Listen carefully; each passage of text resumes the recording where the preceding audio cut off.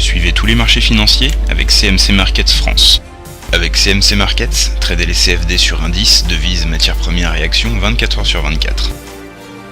CMC Markets, un des leaders mondiaux du trading de CFD Forex depuis 1989.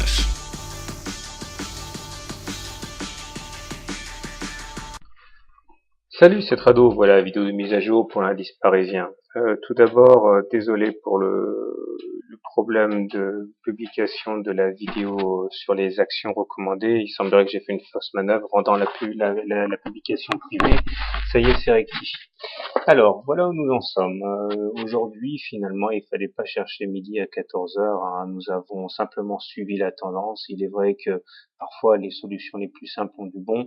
On est au-dessus d'une moyenne mobile à 20 séances haussières. On a donc eu droit finalement à une reprise de la hausse aujourd'hui en s'adjugeant près de 1% en clôture.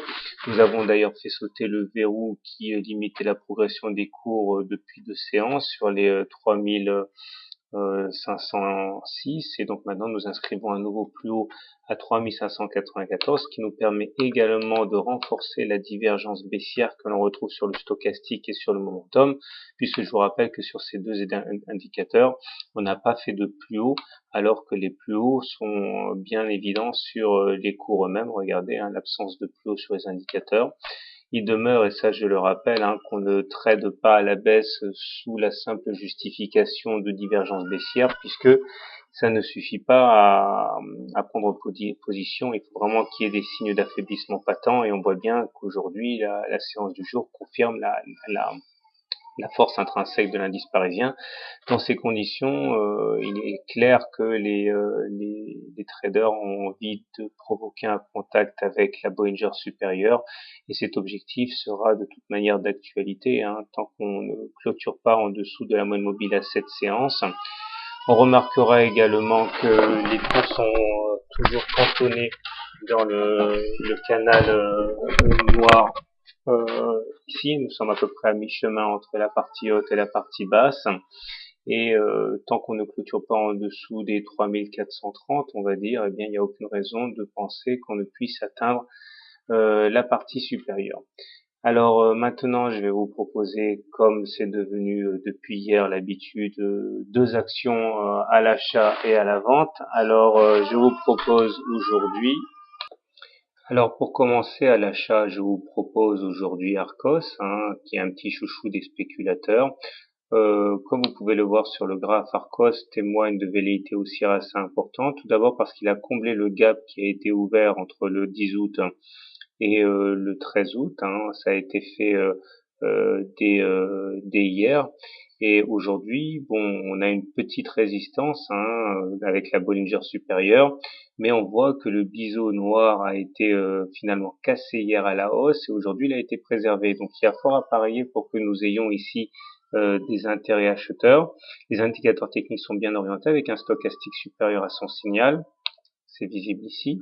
Et nous avons également un MACD ici qui est au-dessus de son signal. Bon, il est toujours négatif, mais parce qu'on vient de loin, et il est au-dessus de son signal, c'est pas mal.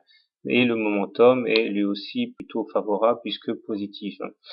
Donc à l'achat sur Arcos, éventuellement, si vous pensez toujours là, je vous invite à bien comparer le fonda et le technique. Si vous pensez que Arcos est digne d'achat sur le plan fondamental, je pense qu'on est dans une bonne configuration.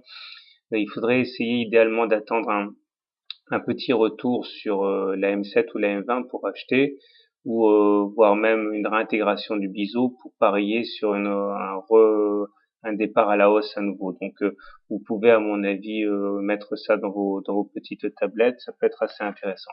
Voilà, maintenant si on devait clôturer en dessous de la M20, par contre il faudrait pas insister, sortez du short. Maintenant, je vous propose également une petite vidéo pour un trade baissier. Alors à la baisse aujourd'hui, Pernod Ricard, malheureusement, qui souffre d'une actualité assez douloureuse avec la disparition de son chef emblématique. Alors regardez un petit peu, aujourd'hui on est venu retester la moyenne mobile à 20 séances et on a échoué à la passer, c'est assez clair. On est venu titiller les 87,8 et finalement terminer en dessous. Les indicateurs techniques sont mal orientés avec un MACD qui est en dessous de son signal et un momentum qui est également négatif. Donc je pense qu'il peut être opportun d'initier un trade short sur Pernod Ricard en prenant bien soin quand même toujours pour limiter les risques, de sortir du trade si on clôture au-dessus de la moyenne mobile à 20 séances parce qu'on se remettrait dans le sens de la hausse. Par contre, cet objectif de baisse, si vous devez trader baissier là-dessus, pourrait nous emmener dans un premier temps à aller chercher la bonne inférieure et pourquoi pas encore plus bas si le CAC devait consolider un petit peu. Voilà. J'espère que ce nouveau service que je vous offre vous semble pertinent, qu'il correspond à vos besoins. N'hésitez pas à me faire des retours, c'est toujours bien de savoir si ce que je fais est utile, apprécié ou au contraire perçu comme inutile. Et également, n'hésitez pas à faire tourner mes vidéos sur les forums, c'est fait pour ça. Et puis bon, autant que mon travail serve au plus grand nombre. Voilà, je vous souhaite une bonne soirée et à tout à l'heure. CMC Markets, un des leaders mondiaux du trading de CFD Forex depuis 1989.